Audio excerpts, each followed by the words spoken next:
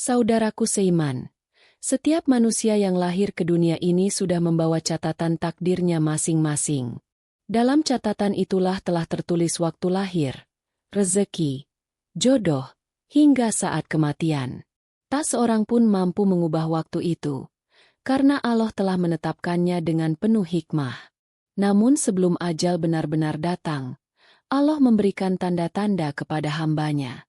Tanda itu bukan sekadar kebetulan, melainkan peringatan penuh kasih, agar kita kembali pada jalannya sebelum pintu taubat tertutup.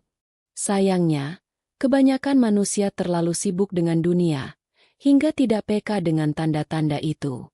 Tanda pertama biasanya terasa halus. Tubuh mulai mudah lelah meski tak bekerja keras. Pundak terasa berat, pandangan hidup mendadak kosong, dan hati sering gelisah tanpa sebab. Ada rasa aneh yang sulit dijelaskan, seakan hidup kehilangan arah, meski semua urusan dunia tampak baik-baik saja. Inilah peringatan 100 hari sebelum kematian yang diyakini banyak ulama salaf sebagai tanda awal. Pada masa ini, seseorang mulai kehilangan minat terhadap hal-hal duniawi.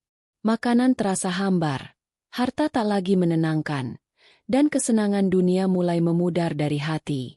Bukan karena sakit, tapi karena Allah sedang menyiapkan ruhnya untuk berpindah alam. Namun, kebanyakan orang menganggap ini hanya kelelahan biasa. Mereka mencari hiburan dunia, berusaha menutupi kekosongan batin dengan tawa dan kesibukan.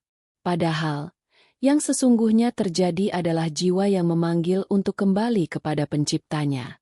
Saudaraku, jika kau mulai merasakan keanehan dalam hidupmu, hati gelisah tanpa sebab, ibadah terasa berat, namun batin seolah haus akan zikir, jangan abaikan tanda itu. Itu mungkin adalah panggilan lembut dari Allah agar engkau bertaubat sebelum terlambat. Allah berfirman dalam surah Al-Munafikun ayat 10.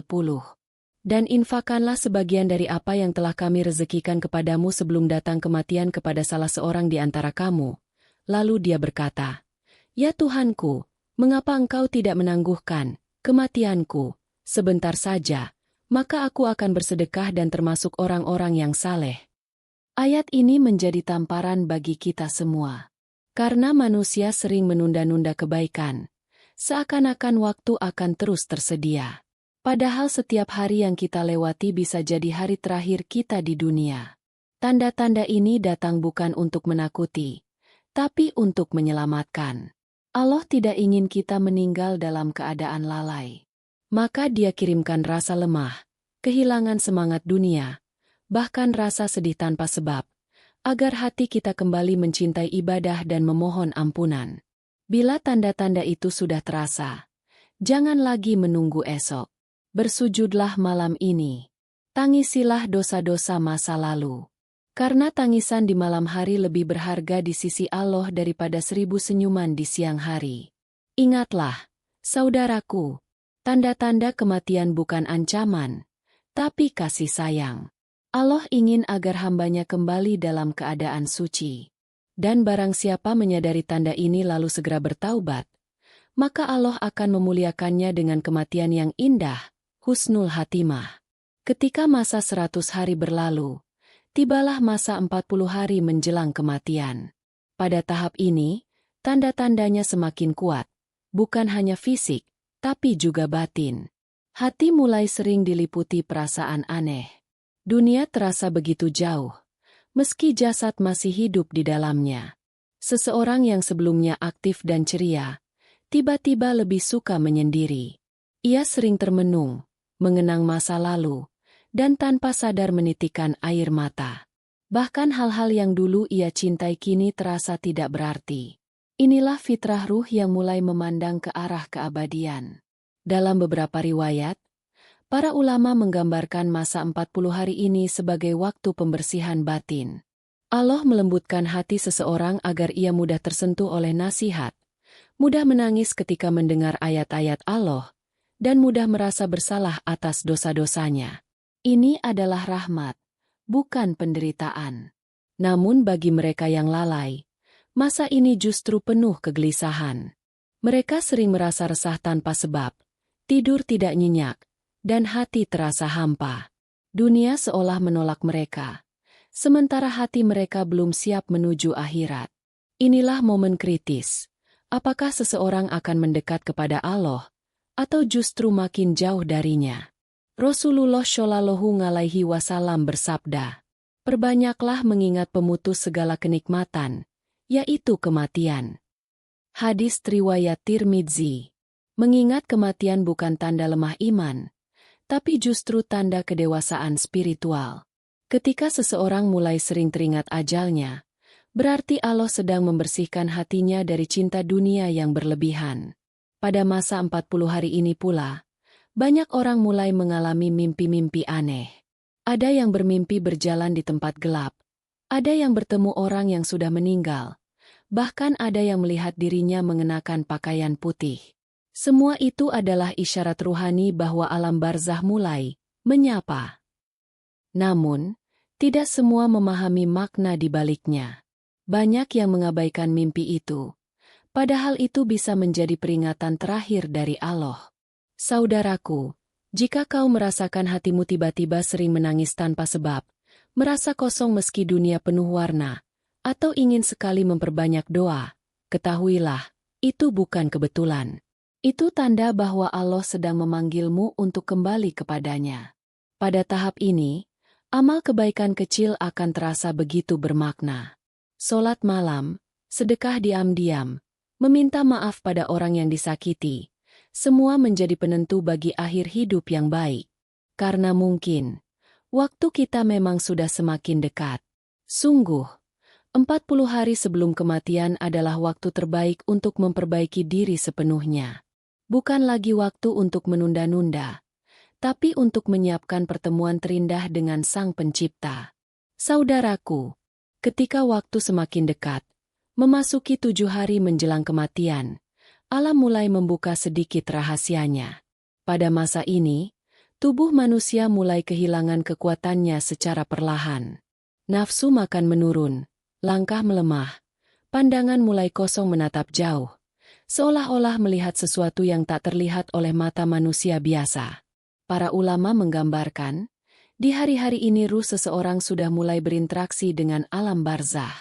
Ia belum sepenuhnya meninggalkan jasad, tetapi sudah mulai menyaksikan tempat yang akan dituju, apakah taman surga atau jurang neraka. Itulah sebabnya, pada hari-hari terakhir, banyak orang yang tampak berbicara sendiri, tersenyum, atau menatap ke satu arah dengan tatapan damai. Bagi orang beriman, tanda-tandanya sungguh indah. Wajahnya bersinar lembut, suaranya tenang, dan setiap kata yang keluar seolah penuh makna. Ia sering mengucapkan kalimat, La ilaha illallah, tanpa sadar. Hatinya dipenuhi ketenangan, seakan sudah siap bertemu Sang Pencipta. Namun bagi orang yang selama hidupnya lalai, tanda ini justru menjadi berat. Wajahnya murung, sering ketakutan tanpa sebab, dan sulit tidur. Ia merasa gelisah, seolah ada sesuatu yang mengawasi dari dekat. Inilah saat di mana amal dan dosa masa lalu mulai menampakkan diri, menuntut balasan yang adil dari Allah. Banyak kisah nyata dari orang-orang saleh yang meninggal dengan wajah bercahaya dan senyuman yang meneduhkan. Ada pula yang sebelum meninggal sempat mengucapkan kalimat syahadat dengan lembut, bahkan sempat memohon maaf pada keluarga, seolah tahu bahwa waktunya sudah tiba. Rasulullah Shallallahu Alaihi Wasallam bersabda, "Barang siapa yang akhir perkataannya, La ilaha illallah, maka ia akan masuk surga."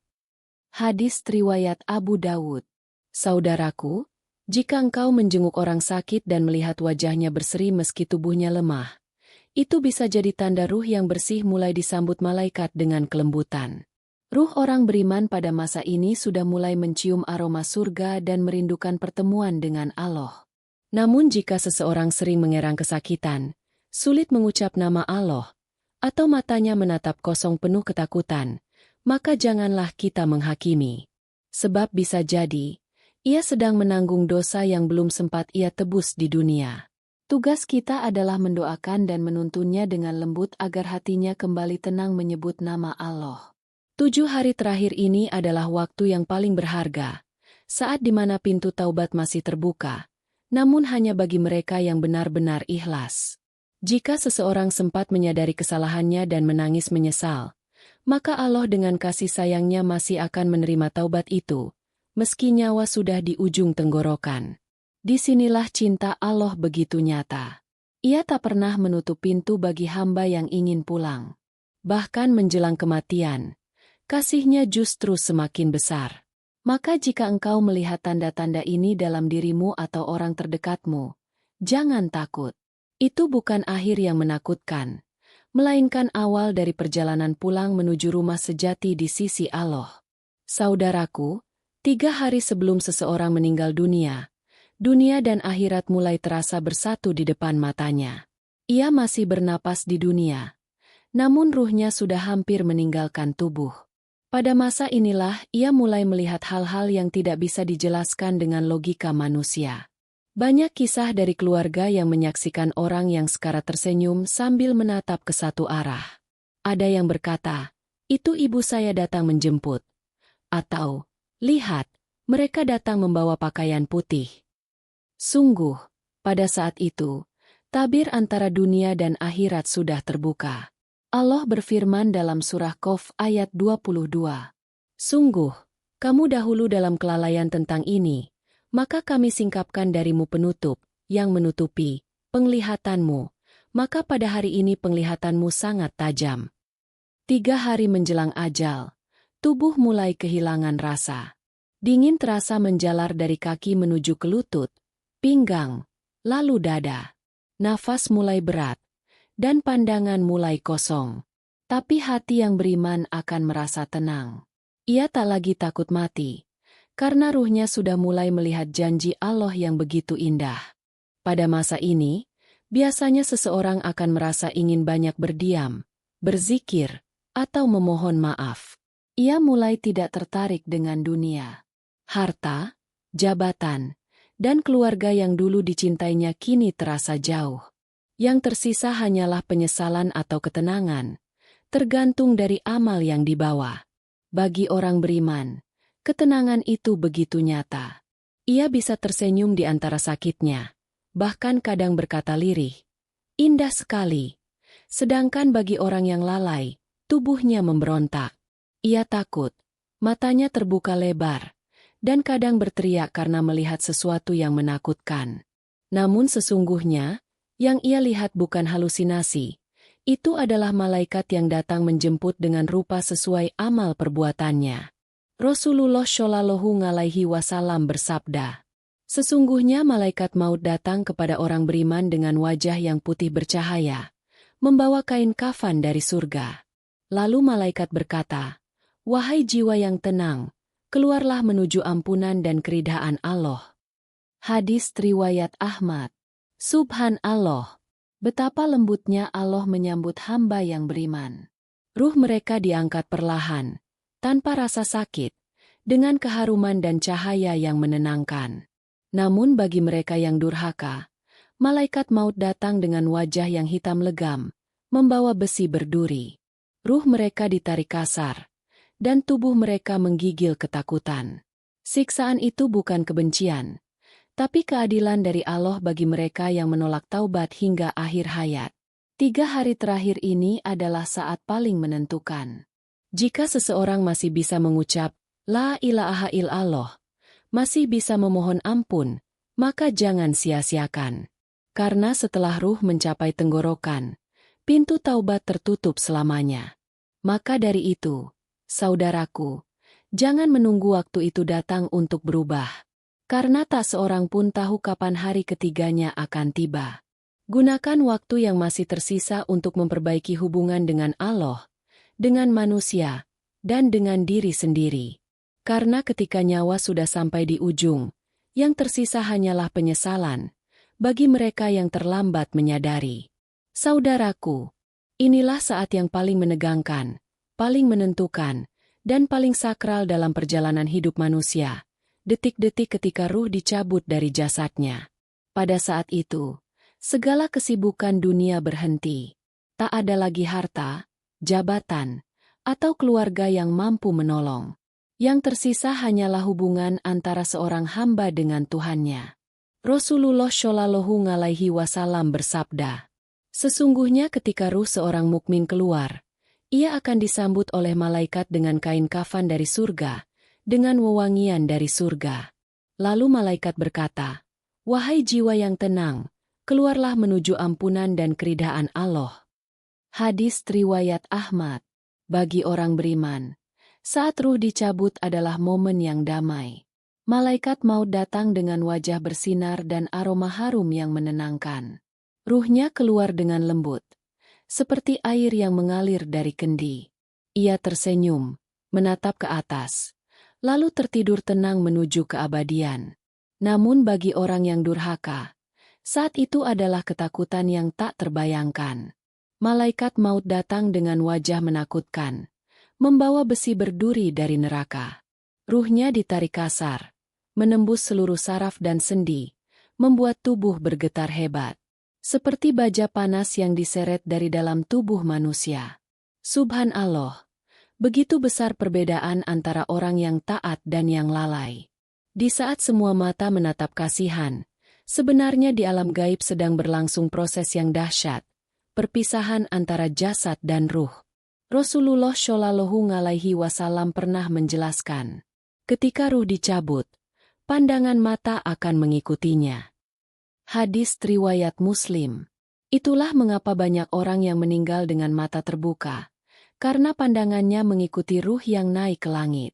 Dalam momen itu, semua rahasia terbuka. Ia tahu kemana ia akan pergi. Ia melihat tempatnya, apakah taman surga atau lembah neraka. Bagi orang beriman, malaikat pembawa rahmat berbaris menyambut. Mereka berkata dengan lembut, "Salam sejahtera bagimu, wahai jiwa yang tenang. Kembalilah kepada Tuhanmu yang ridha dan diridhai." Quran Surat Al-Fajr ayat 27-28. Namun bagi orang yang ingkar, malaikat berkata keras, "Keluarlah, wahai jiwa yang kotor, menuju kemurkaan dan azab Allah." Hadis riwayat Ahmad. Inilah saat yang menentukan akhir perjalanan manusia. Satu kalimat, satu napas terakhir, bisa mengubah segalanya. Bagi yang semasa hidupnya menjaga solat, sedekah, dan istighfar, Allah akan menutup hidupnya dengan husnul hatimah, kematian dalam ketenangan dan iman. Namun bagi yang terus menunda taubat, mengabaikan panggilan Allah, dan menumpuk dosa tanpa penyesalan, maka ajal datang dengan keras, dan penyesalan pun tak berguna lagi. Saudaraku, kematian bukanlah akhir. Itu hanyalah pintu menuju keabadian. Maka berbahagialah mereka yang telah menyiapkan diri, karena malaikat akan menyambut mereka dengan senyuman dan salam damai. Semoga saat ruh kita dicabut nanti, malaikat berkata lembut, "Selamat datang, wahai hamba Allah yang taat. Perjalananmu telah selesai. Kini pulanglah ke rumah abadi yang penuh kenikmatan." Saudaraku, kematian bukanlah akhir dari segalanya, melainkan awal dari kehidupan yang sebenarnya. Dunia hanyalah persinggahan singkat, tempat untuk menanam amal, bukan tempat untuk bermegah. Setiap detik yang kita lalui adalah langkah menuju liang lahat, dan setiap napas adalah hitungan mundur menuju akhir perjalanan. Allah berfirman dalam surah Al-Ankabut ayat 57. "Setiap yang bernyawa pasti akan merasakan mati. Kemudian hanya kepada Kami kamu akan dikembalikan." Kematian tidak pernah salah alamat. Ia datang kepada yang muda maupun tua, kepada yang kaya maupun miskin. Tidak ada yang bisa menundanya walau sedetik. Sebagaimana firman Allah, "Maka apabila datang waktunya, mereka tidak dapat mengundurkannya barang sesaat pun dan tidak dapat pula memajukannya." Quran Surat Al-A'raf ayat 34. Namun betapa banyak manusia yang hidup seolah tidak akan mati. Mereka menunda taubat, menunda kebaikan, menunda solat, dan berkata, "Nanti saja kalau sudah tua." Padahal, banyak orang yang mati dalam usia muda, bahkan saat sedang berbuat dosa. Saudaraku, jangan tunggu esok untuk bertaubat, karena esok belum tentu milik kita. Berapa banyak orang yang tidur malam ini dengan rencana panjang untuk besok, tapi ternyata tidak pernah bangun lagi? Allah Maha Pengampun, namun juga Maha Membalas. Selama nyawa belum sampai di tenggorokan, pintu ampunan masih terbuka selebar-lebarnya. Tidak ada dosa yang terlalu besar jika diiringi taubat yang tulus. Rasulullah Shallallahu Alaihi Wasallam bersabda, Allah menerima taubat seorang hamba selama ruh belum sampai ke tenggorokannya. Hadis riwayat Tirmidzi. Bayangkan jika hari ini adalah 100 hari terakhir kita di dunia. Apa yang akan kita lakukan? Apakah masih ingin mengejar dunia? Atau mulai menyiapkan bekal akhirat? Mulailah dari hal kecil. Perbanyak istighfar setiap pagi dan malam. Maafkan kesalahan orang lain. Bersedekahlah walau sedikit. Syalatlah tepat waktu. Dan jangan pernah lelah memohon ampunan. Karena mungkin, amal kecil itulah yang kelak menyelamatkan kita di hari akhir. Saudaraku, jangan takut pada kematian. Takutlah jika mati dalam keadaan belum siap. Karena kematian bukan musuh, tapi pintu menuju pertemuan dengan Allah, jika kita mati dalam keimanan. Bayangkan betapa indahnya, saat ruh keluar dengan tenang, malaikat menyambut dengan senyum, dan Allah berkata, masuklah engkau ke dalam surgaku dengan penuh kedamaian. Itulah akhir yang didambakan setiap hati mukmin, husnul hatimah. Maka mulai hari ini, mari hidup seakan kita akan mati besok.